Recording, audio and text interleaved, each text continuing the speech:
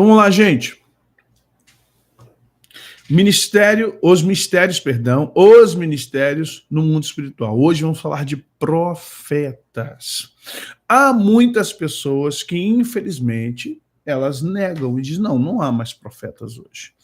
A Bíblia não fala mais de profeta. Profeta foi para o Antigo Testamento. Profetas foram coisas que foram homens ou mulheres que Deus usou no Antigo Testamento. Então vamos lá. Primeiro, vamos entender que profeta, e eu vou declarar isso lá na frente de novo, profetas são pessoas que falam em nome de Deus. Profetas não são pessoas que falam com Deus. Até porque nós tivemos na Bíblia muita gente que falou com Deus e não foi profeta. Adão falou com Deus, mas não foi profeta.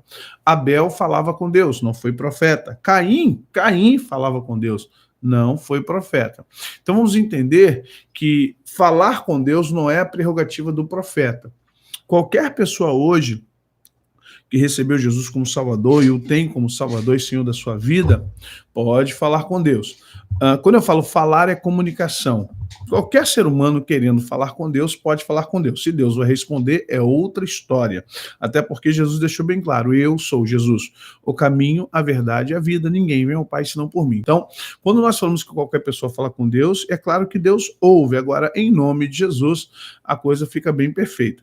Vamos compreender que quando falamos de profeta, falamos de pessoas que não só falam com Deus, mas também ouvem a Deus, são usadas por Deus e comunicam coisas de Deus para o homem. Então, profetas são pessoas que falam em nome de Deus para o ser humano, ok?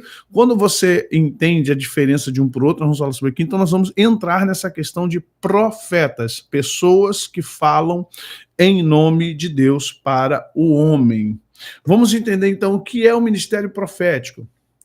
Certamente o Senhor soberano não faz coisa alguma sem revelar o seu plano aos seus servos, os profetas. Amós 3:7. Certamente o Senhor, esse aqui é Yahvé, todo maiúsculo, soberano, não faz coisa alguma sem revelar o seu plano aos seus servos, os profetas. Vamos compreender, Hebreus começa como? Tendo Deus outrora falado, muitas vezes, por muitas maneiras, aos nossos pais pelos profetas. Por que Hebreus começa assim? Hebreus começa assim porque é uma carta para o povo hebreu, o povo judeu, e o autor, ele diz assim, nesses últimos dias nos falou pelo Filho, a quem constituiu o herdeiro de todas as coisas, pelo qual também fez o universo. Então ele está explicando assim, antigamente nossos pais falavam conosco pelos profetas. Depois ele vai falar de anjos, vai falar da glória dele e tal. O que o autor está querendo trazer? Na verdade, o livro de Hebreus não é a negação ou a cessação, ou o cessar do uso dos profetas. Na verdade, Hebreus tem como fundamento, a carta aos Hebreus, para aqueles que são cessacionistas, ele tem a fundamentação de apresentar Jesus como Filho de Deus, como o Messias e como a supremacia de toda a criação, seja anjos, principados, potestades, sejam profetas. Então, Jesus, ele assume todo o papel. Ele é o anjo do Senhor, ele é o supremo profeta, ele é a salvação, ele é o sacerdote, ele é o cordeiro, ele é o bode Azazel, ele é tudo, ok? Ele é a raiz de Davi, a descendência de Jessé. Então, a intenção de Hebreus não é cessar o processo profético e nem sacerdotal. Ele só mostra Jesus como acima dos profetas, acima dos sacerdotes, e que ele, Jesus, é o superior sacerdote, superior profeta, acima de tudo e de todos, e que ele é mesmo a palavra, ele não é nem mais profeta, ele é a palavra. Então vamos entender.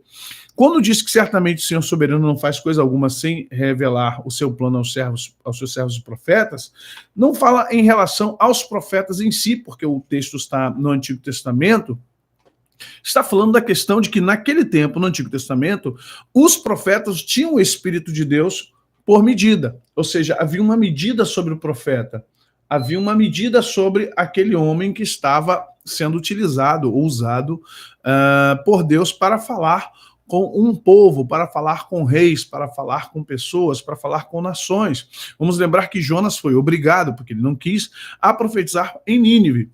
Tá? Muitas vezes você vai ver profetas profetizando para outras nações. Isaías, Ezequiel, Jeremias incluirão outras nações nas profecias. Mesmo que eles não ouçam, mas há ali uma correlação de emprego profético. Então, nós temos visto aqui que Deus, primeiro, ele avisa os seus profetas para que haja uma comunicação para com o ser humano. Também, não havendo profecia, o povo se corrompe, mas o que guarda a lei é feliz. Esse texto de Provérbios não é um texto profético, é um texto em que já fala aqui, um provérbios para que o povo entenda. Se não houver profecia, o povo se corrompe. E que nível de profecia estamos falando aqui? É o eis que te digo? É o profecia? Não. Está falando aqui da profecia no sentido até do cumprimento, até porque a área profética ela é um espectro. Se alguém acha que profecia é só falar línguas e nós vamos falar disso, tentar falar disso, gente, cada assunto desse levaria um mês. Profeta levaria um mês, apóstolo levaria um mês, mas eu tenho 1 hora só para poder falar disso tudo. Então você vai deixando o like, fica comigo aqui, vai aprendendo para que você entenda e para que você seja formado e informado no Senhor, para que Deus possa te usar, possa te conceder dons pelo Espírito Santo ou te trazer a um ofício, como escreve Efésios 4, quando ele diz que Jesus concedeu esses ofícios, essas concessões dos usos dos dons na personalidade. A diferença está aí, depois a gente fala sobre isso. Então ele fala assim, olha, não havendo profecia, o povo se corrompe. Mas o que guarda a lei, isso é feliz. Por quê? A verdadeira profecia ela não vai contra a lei, ela não vai contra a palavra. Profetas não profetizam contra aquilo que já está escrito. Profetas, quando profetizam, sempre vão corroborar, sempre vão confirmar o que está escrito na palavra. Quando alguém dá a data do dia da volta de Jesus, eu digo, essa profecia é falsa, porque a Bíblia não me dá data para esse dia. Quando alguém diz erradamente, né, algumas pessoas entram e diz que os dons cessaram, eu não vejo na Bíblia onde está escrito que os dons cessaram, muito pelo contrário. Paulo diz lá em 1 Coríntios 13 que quando formos para o céu, cessará a profecia. No céu, havendo línguas, cessará. No céu, havendo profecias, cessará. No céu, mas ficará o quê? O amor, a fé. Ou seja, deixando bem claro que não há base bíblica para o cessacionismo. Tá? Até porque você vai ver no Novo Testamento, pós-igreja, pós-apóstolos, pós-Atos 2, não, pós-Jesus, ou profetas sendo usados.